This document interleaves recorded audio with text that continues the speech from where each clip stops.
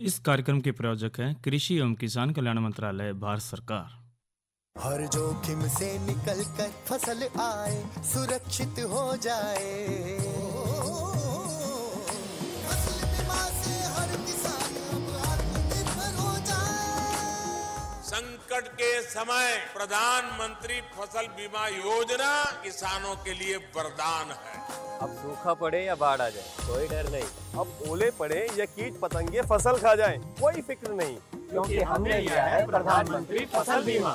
बुआई से फसल कटाई तक हर जोखिम का दावा, न्यूनतम प्रीमियम पर अधिकतम भुगतान का वादा। योजना से हर साल जुड़ रहे हैं 5 करोड़ से ज्यादा किसान। अब आपकी है बारी। नजदीकी कृषि कार्यालय, सहकारी समिति, बैंक शाखा, अधिकृत बीमा कंपनी या जन सेवा केंद्र में स्वेच्छा से करा सकते हैं पंजीकरण। फसल बीमा पोर्टल या फसल बीमा ऐप द्वारा भी कराया जा सकता है पंजीकरण। प्रधानमंत्री फसल बीमा योजना, आपकी फसलों का संपूर्ण सुरक्षा कवच। कृषि एवं किसान कल्याण मंत्रालय, भारत सरकार। कार्यक्रम किसान वाणी सुनने वाले सारे बहन भाइयों ने विनोद मोरवाल की राम राम। भाइयों, प्रकृति के साथ यदि हम बढ़िया तरीके रहोगे तो प्रकृति हमारा भी ध्यान रखेगी। और आज यदि हम देखते हैं भाई, कोई से टाइम बारिश हो जाती है, कोई से टाइम एकदम आंधी और कति गर्मी हो जाती है। ये साथियों, हमने खुद ही प्रकृति को दोष दिया है। लगातार पेड़ों की जो कटाई है और जो बंजर भूमि हो रही है, हम कम ज़मीन से ज़्यादा लाभ लेने की जब हम सोचते हैं, यानी कि कोई भी चीज़ हो, जब उससे हद से ज़्यादा हम उस पर मेहनत लेते हैं या काम लेते हैं तो भाई वह चीज़ तो नुकसानदेह है। तो कोशिश हमने ये रखनी चाहिए कि जितना जिसका सामंजस्य हो उतना ही हमने लेना चाहिए। और हमारी जो भूमि है उसकी भी हमने देखभाल रखनी चाहिए, क्योंकि प्रकृति हमें अच्छी तरह जीना सिखाती है और प्रकृति के साथ हमने तालमेल बिठाकर चलना पड़ेगा। और तालमेल भाई हमने भी बिठा रखा है और हमेशा बिठाते हैं। और कार्यक्रम किसान वाणी में बहुत बढ़िया चीज़ लेकर आते हैं। और आज का जो कार्यक्रम किसान वाणी है, इसमें हमारी महत्वपूर्ण 2 चर्चाएं रहेगी। एक तो कृषि में यंत्रीकरण का महत्व, क्योंकि देखो जो यंत्रीकरण है साथियों, उसके महत्व होता है हम ज़्यादा काम लेते हैं। और इसी तरह एक जो चर्चा रहेगी गोभी वर्गीय सब्जियों की देखभाल की, क्योंकि मौसम भी बहुत बढ़िया हो रहा है। और साथ के साथ एक जानकारी हम ज़रूर बात करेंगे प्राकृतिक कृषि बीजामृत तैयार करने की विधि के ऊपर। लेकिन सबसे पहले हम बात इसमें कर लेते हैं यंत्रीकरण में। साथियों देखो, जो यंत्रीकरण की जब हम बात करते हैं तो जिस प्रकार से जनसंख्या बढ़ती जा रही है, उस कारण भाई हम चाहते हैं भाई कम समय में हमारे ज़्यादा इसमें पैदावार भी हो। और भाई इसमें आजकल जो लेबर की भी कई बार दिक्कत हो जाती, तो मशीन भाई 100 आदमियों का काम कर देता है।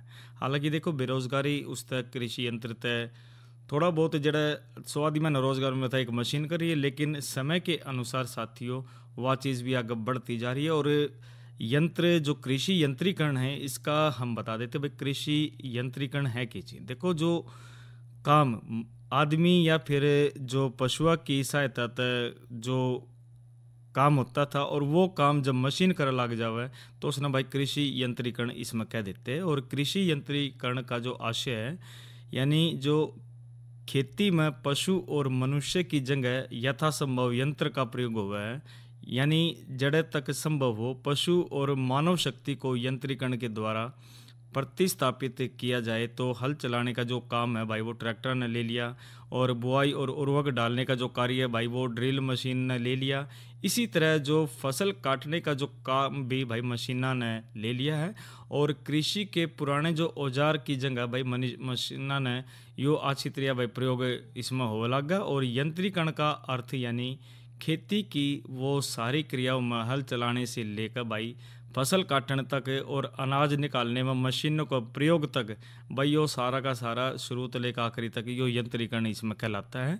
और कृषि यंत्रीकरण की अगर जो हम देखें तो खेतों का जो यंत्रीकरण है, इसका शब्दों का प्रयोग भाई बेहद व्यापक ढंग से इसमें हम करें हैं। और इसमें केवल बड़ी या छोटी या फिर चल या अचल है, बिजली से चलने वाली या फिर जुताई कटाई या मड़ाई के काम में लाने जाने वाली जितनी भी मशीन इसमें शामिल नहीं है, बल्कि सिंचाई का काम करने वाली भी भाई भारी भरकम बिजली की जो मशीन है, खेतों की उपज ढोने वाले जो ट्रक है, प्रसंस्करण मशीनें हैं, क्रीम मक्खन आदि जैसी चीज़ें बनाने वाली जो डेयरी उपकरण, तेल काढ़ने वाले है या फिर कताई करने वाली जो चीज़ है, चावल छिलने वाली जो मशीन भी इसमें शामिल है। और इसके अलावा इसमें भाई रेडियो प्रेस, कपड़े धोने की मशीन, वैक्यूम क्लीनर और हॉट प्लेट जैसे भी बिजली के उपकरण भी इसमें शामिल है, ये यंत्रीकरण मानते हैं। तो साथियों इसमें अब जो यंत्रीकरण जिस प्रकार से हुआ है भाई, देखो कोई भी चीज़ हो लाभ और हानि तो इसमें हुआ है भाई, नुकसान भी हो जाए फ़ायदा भी हो जाए। फ़ायदा नो भाई कम टाइम में हमने बढ़िया चीज़ मिल जावे है, और भाई जब कम समय में वह चीज़ मिल लगी और जब मशीन ना तो होगा भाई वह चीज़ हमने सस्ती भी मिल लगी। और जरा भाई आदमी जो लेबर काम कर रहा है भाई उसका मेहनताना भी उसमें जोड़ा जाता है, तो वह चीज़ हमने महंगी में मिलती है। तो लाभ और हानि तो देखो जीवन में ये बनी रहती है। और भारत में जो कृषि यंत्रीकरण से जो हमने लाभ हुआ उसकी हम चर्चा कर लेते, क्योंकि देखो जो कृषि श्रम की जो कुशलता में इसमें वृद्धि में भी इसमें हम तर्क दे सके, इसमें उत्पादन में वृद्धि है जो भाई ये लाभ के अंदर है। और उत्पादन लागत में कमी भी है, इसमें भाई टाइम की बचत भी हुई है। व्यापारिक कृषि का प्रोत्साहन भी इसमें बढ़ा है। और इसी तरह भारी जो काम है वो भाई इसमें सुगम बने हैं मशीनों से। और रोज़गार के अवसरों में भी भाई वृद्धि हुई है, और किसानों की जो आय है उसमें भी वृद्धि हुई है, और उपभोक्ताओं को लाभ भी इसमें हुआ है। और प्रति भूमि का इसमें प्रयोग भी है, उपयोग भी है। और बहुत फसली जो खेती को जो प्रोत्साहन भी यंत्रों से मिला है, और ऊर्जा, बीज व उर्वरक की बचत भी भाई इससे हुआ है। तो देखिए जो हम जो पहले बात इसमें कृषि श्रम की कुशलता में वृद्धि की कर लेते, क्योंकि देखो फार्म पर यांत्रिक साधन होता है जो कृषि करने पर श्रमिकों की जो कार्य कुशलता है और क्षमता में भाई इसमें वृद्धि हुई है, जिस तरह प्रति श्रमिक उत्पादन में मात्रा में वृद्धि हुई है।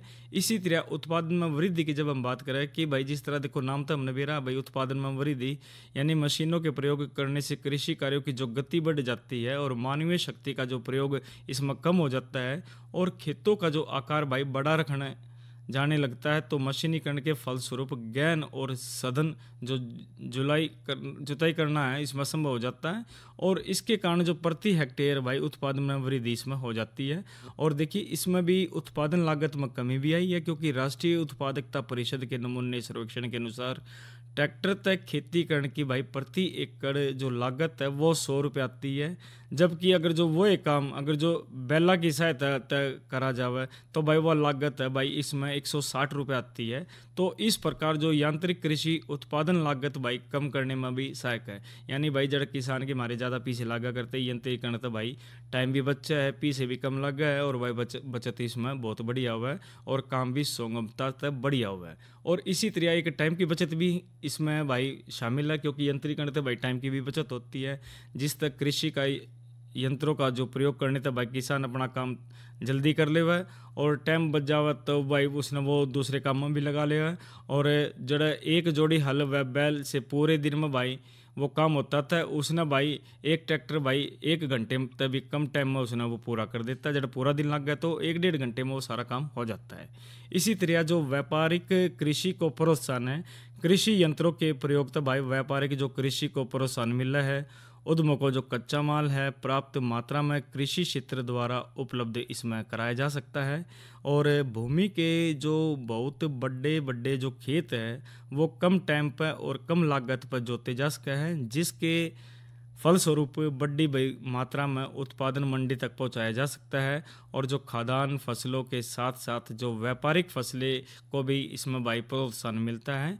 और इसी तरह जो भारी जो काम है वो सुगम बनने लगे हैं, क्योंकि देखिए जो कृषि यंत्रों की जो सहायता था भारी भरकम, जिस तरह ऊंची नीची और जो पथरीली भूमि है उस तरह बंजर भूमि या फिर टिल्लों को आसानी से भाई साफ व समतल कर कृषि योग्य बना सकते हैं, और इसमें बनाए भी रहे हैं। और इसी तरह जो रोजगार के अवसरों में भाई वृद्धि हुई है, क्योंकि कृषि यंत्रीकरण के परिणाम स्वरूप भाई दीर्घकालीन जो रोजगार के अवसर में वृद्धि होती है। यंत्रीकरण के कारण भाई कृषि यंत्रों से संबंधित उद्यमों, धंधों और सहायक यंत्रों का विस्तार होने लगता है, और कृषि यंत्रीकरण से उद्यम व परिवार से भी रोजगार के अवसर उत्पन्न होते हैं। क्योंकि देखिए जिस तरह ट्रैक्टर है या फिर और कोई मशीन है, और जड़ा भाई वो मशीन बनती है कारखाने में या फिर कंपनी में, भाई वहाँ पर लोगों को रोज़गार भी मिल रहा है, और भाई फिर इसमें बेचने वाले भी हो जाते हैं, और इसी तरह इसको ढोने वाले भी। इस प्रकार से भाई रोज़गार तो इसमें मिलता ही है।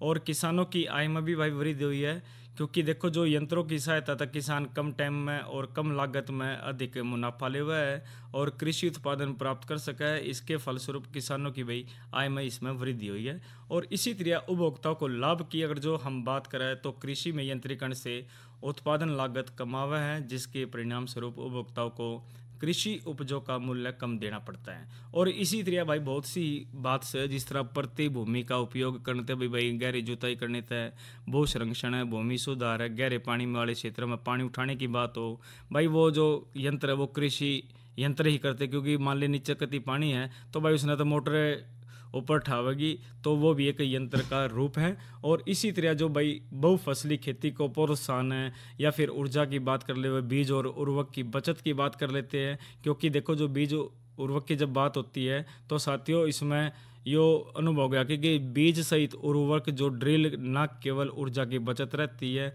बल्कि भाई 20% बीज को भी बचत करती है और 15% तक उत्पादन बढ़ाने में भी ये सहायता होती है। इस तरह उर्वरक और बीज का जो प्रयोग भाई अधिक प्रभावशाली ढंग से इसमें हो पाता है। और इसी तरह भाई अगर जो थोड़े दोष की इसमें बात कर रहे थे कृषि यंत्रीकरण के, तो बेरोजगारी में भाई वृद्धि हुई है। जिस तरह की भाई हमने पता कि भाई भारत की जनसंख्या तय आकार में बहुत ज़्यादा है और प्रति वर्ष इसमें वृद्धि होती जा रही है। इसलिए यंत्रीकरण के विरोध में तर्क देने का मत है कि भारत में वैसे ही बेरोजगारी की भाई समस्या विद्यमान है और कृषि में आधुनिक कृषि का प्रयोग करने से कृषि श्रमिकों की भाई मांग इसमें घट जाएगी, क्योंकि यंत्रों की सहायता तक भाई जो ज़्यादा आदमी काम कराते हैं उसमें कम करेंगे।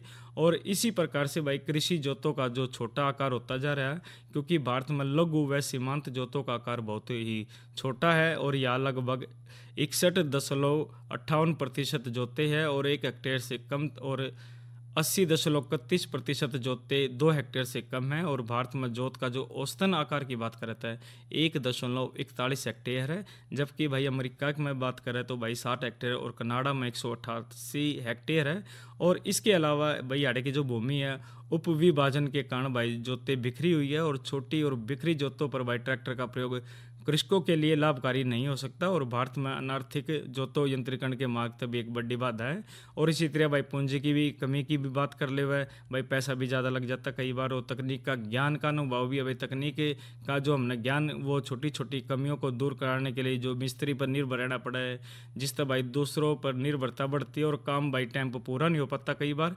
तो इसी तरह जो भूमि श्रमिकों की संख्या में भी वृद्धि है या ईंधन की समस्या की हम बात कर ले हुए या फिर गाँव में वर्कशॉप का जो अभाव है भाई जड़ा कुछ यंत्र अगर जो खराब हो जाता है भाई हमने शहर की तरफ भागना पड़ता है, तो ये कुछ कठिनाइयाँ भी है। लेकिन भाई इसमें अगर जो दोनों का हम देखें तो भाई जमाने के अनुसार तो चलना ही पड़ता है और इसमें लाभ बहुत ज़्यादा है। लेकिन अगर जो हम आजकल तो भाई इंटरनेट की ज़माना है और भाई यूट्यूब पर भी नई वीडियो है और आदमी आज जो हमारे प्रगतिशील किसान बहन भाई है भाई वो कुछ भी सर्च इंजन तक करके वो उसमें देख कर वो भाई अपनी समस्या का हल कर लेते हैं। और कुल मिलाकर ये कह सकते हैं भाई कृषि के जो यंत्रीकरण के है भाई इसमें लाभ बहुत ज़्यादा है और ज़माने के अनुसार चलना चाहिए, क्योंकि उस समय न हम दूसरे काम में भी लगा सके हैं भाई जिस तरह सहायक धंधे है या फिर अन्य काम से भाई कृषि जो हमारे प्रगतिशील किसान बहन भाई है वो ज़्यादा इस तरह लाभ लेते हैं। तो साथियों यह तो बात करी हमने कृषि में यंत्रीकरण के महत्व के बारे में और अब थोड़ा सा मनोरंजन करवा देते हैं। और मनोरंजन के बाद भाई आप बात करेंगे जो गोभी वर्गीय सब्जियों की देखभाल और जो प्राकृतिक कृषि के ऊपर बीजामृत तैयार करने की विधि के बारे में। तो कार्यक्रम किसान वाणी में ये सुनते हैं रागनी।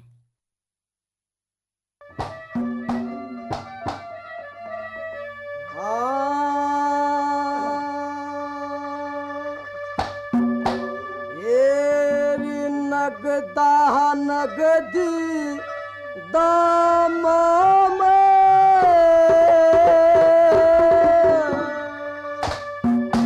के धोखा हो से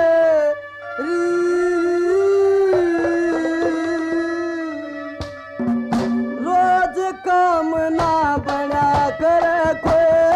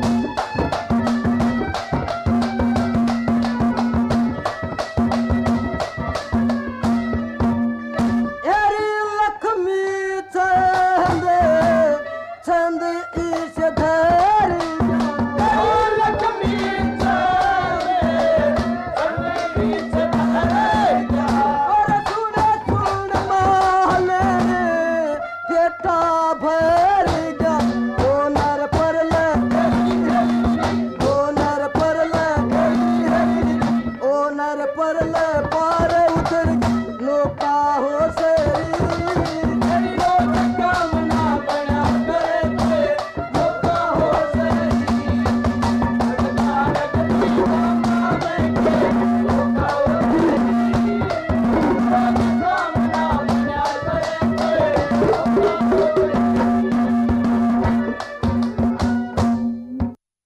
तो साथियों ये तो हमने रागनी सुनी और रागनी भी बहुत बढ़िया थी, क्योंकि देखो जो नगदा नगदी की बात कर रही थी और भाई लेन देन में तो देखो ये चीज़ चलती रहती है और संदीप कुमार और साथियों की थी। और अब रागनी के बाद उससे पहले जो हम बात कर रहे थे भाई कृषि में यंत्रीकरण के महत्व के बारे में बात कर रहे थे, क्योंकि महत्व बहुत ज़्यादा है तो इसका इस्तेमाल ज़्यादा से ज़्यादा होना चाहिए, क्योंकि आज तकनीक का ज़माना है और जो तकनीक की गिल्ला ना चलेगा भाई वो पाछा रह जाता है ज़माने में। तो ज़माने के साथ चलो और हमारे जो वैज्ञानिक है भाई बढ़िया बढ़िया यंत्र भी ला रहे हैं बीजों के और कृषि के अंदर बहुत सुधार के कार्य कर रहे हैं, जिससे भाई हमारे जो प्रगतिशील किसान बहन भाई है उनके समय की भी बचत हो और उनके धन की भी बचत हो और उनको ज़्यादा से ज़्यादा लाभ में मिले।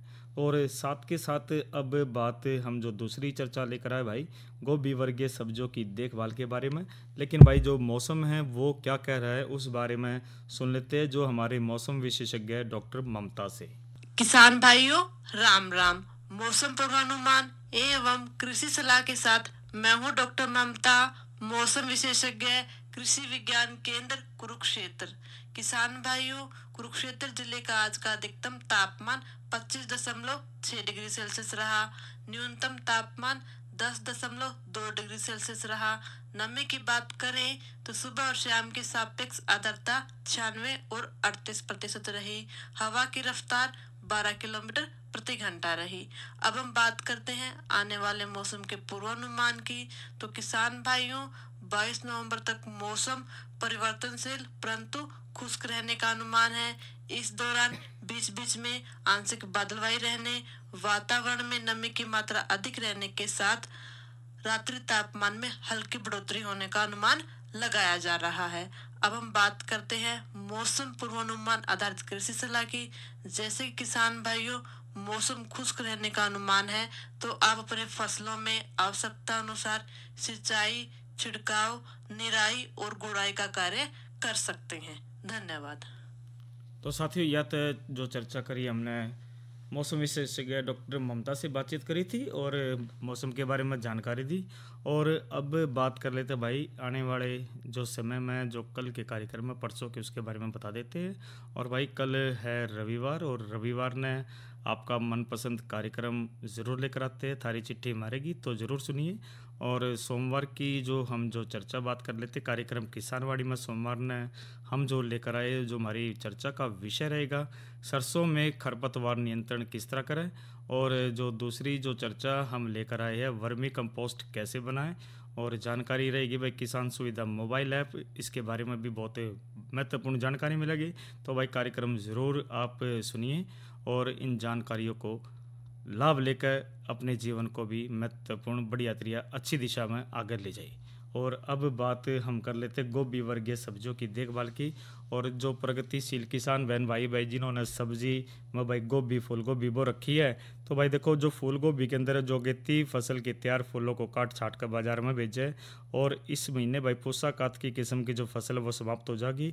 इसलिए भाई खेत को तैयार जो साथ में है फूल गोभी की दूसरी फसल लगाए और अर्ध पछेती किस्म हिसार एक के खेत में की देखभाल करें और इस सिंचाई करना भाई ज़रूरी है। और खरपतवार निकाले और नाइट्रोजन वाली जो खाद है वो खड़ी फसल में 2 बार देवो और पहला बार तो भाई पौधारोपण के लगभग 3 से 4 हफ्ते बाद और जो दूसरी है वो पौधों में गांठ यानी जो फूल बनते टाइम और फूल गोभी की जो पछेती किस्म का स्नोबॉल 16 की जो पौध नर्सरी में तैयार करें। और खेत की तैयारी के बारे में भाई पहले से अब जिस तरह हम बता दिया और स्नोबॉल 16 किस्म के बीज की इस महीने के प्रथम पखवाड़े में और जो नर्सरी बिजाई भी कर सका है। और इसी तरह भाई जो हानिकारक कीड़े की बात करें तो चेपा कुबड़ या फिर कीड़ा सुंडी और डायमंड बैकमाउथ है तो उसकी रक्षा तो भाई हमने जो 400 मिलीलीटर मेलाथियान 50 cc को 250 लीटर पानी में घोल कर 1 एकड़ में छिड़काव करें और दवा का प्रयोग जरूरत के होने पर भाई 10 दिनों के बाद दोबारा करें और दवा के प्रयोग के बाद फसल को 1 हफ्ते तक भाई खाने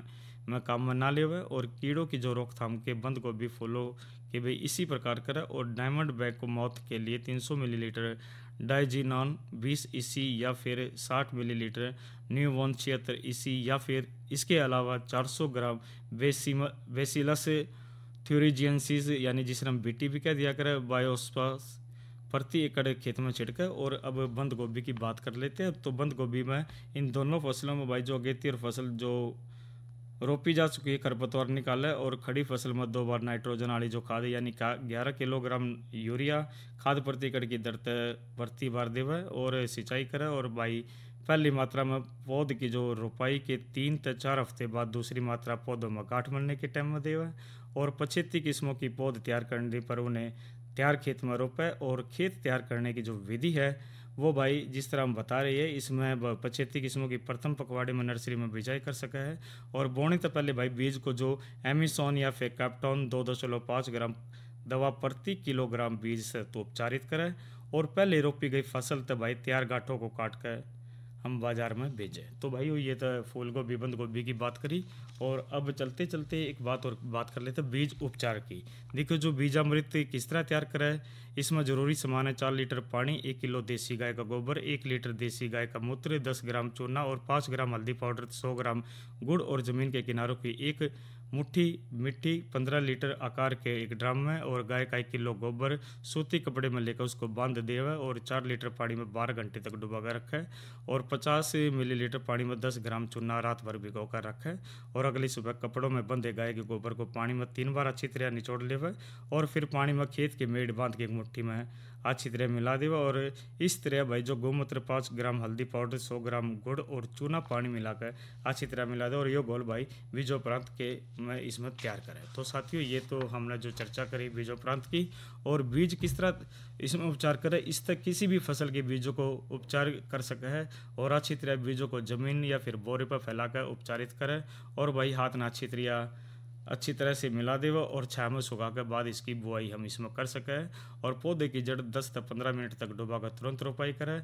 और बीज या फिर पौधे उपचार लहसुन पानी से तुरंत बनाकर प्रयोग के लिए 10 ग्राम लहसुन का पेस्ट 100 मिलीलीटर पानी में घोल कर लेवा और 15 मिनट तक डुबा कर रखने के बाद बुआई या रोपाई इसमें हमने करनी चाहिए। तो देसी जो गौमूत्र एक जीवाणुशम कीटाणुनाशक विषाणुनाशक और संजीवन के रूप में भाई कार्य करता है। और इसमें नाइट्रोजन फास्फोरस पोटास और अन्य सुरक्षा पोषक तत्व भी इसमें हम पाए जाते हैं। तो भाई अपने बीजों को इसमें बढ़िया तरह ध्यान रखें। और इसी तरह जो प्राकृतिक कृषि की तरफ हम जाते हैं तो निश्चित तौर पर भाई जो हमारा देश है वो मजबूती की तरफ जाता है। और भाई जो हमारी जो ज़मीन है जो बंजर होती जा रही, कई जगह तो भाई वह फसल होती भी नहीं है। तो इसी वजह से नहीं होती क्योंकि हम हद से ज़्यादा उसमें कृषि लेते हैं। पहले तो एक समय था भाई एक जगह हमने कृषि ले ली और वह कई साल तक छोड़ दी, 4-5 साल, फिर दूसरी बार ले ली थी। तो साथ में हमने ये ध्यान रखना चाहिए कि प्रकृति का ध्यान रखेंगे तो हमारा भी ध्यान प्रकृति रखेगी।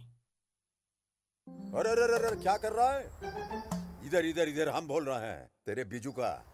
उतला बोल रहा है? पक्षियों से तो हम खेत को बचा लेते हैं पर इन घातक रसायनों से कैसे बचाएं? मतलब? देख बेटा, तू जो ये अंधाधुंध रसायन मिलाता है ना, मिट्टी की सेहत बिगड़ने लगी है। और जब माटी ही कमजोर पड़ जाएगी तो उपज कैसे सेहतमंद होगी? अरे पहले ऐसा नहीं था। पूछना अपने बड़े बुजुर्गों से कैसे फसल लहलहाती थी, शुद्धता झलकती थी। हाँ, माटी भी तंदुरुस्त और लोग भी। अरे पहली वाली बात कहाँ? पर अब तो सब यही डाले हैं। सब नहीं, आज भी लाखों जागरूक किसान परंपरागत विधि से फसल उगा रहे हैं। खर्चा कम और उपज की कीमत भी बेहतर पा रहे हैं। सच है? रे बेटे एक्सपीरियंस से बता रहे हैं, धूप में बाल सफेद नहीं किए हैं। हाँ। ठीक है भाई, मैं भी आज से जैविक खेती शुरू करूंगा। माटी से प्रेम की परंपरा है, परंपरागत खेती। तो साथियों आज के अंक में इतना ही। विनोद मोरवाल को दीजिए इजाजत। अच्छा भाइयों, राम राम। इस कार्यक्रम के प्रायोजक थे कृषि एवं किसान कल्याण मंत्रालय, भारत सरकार।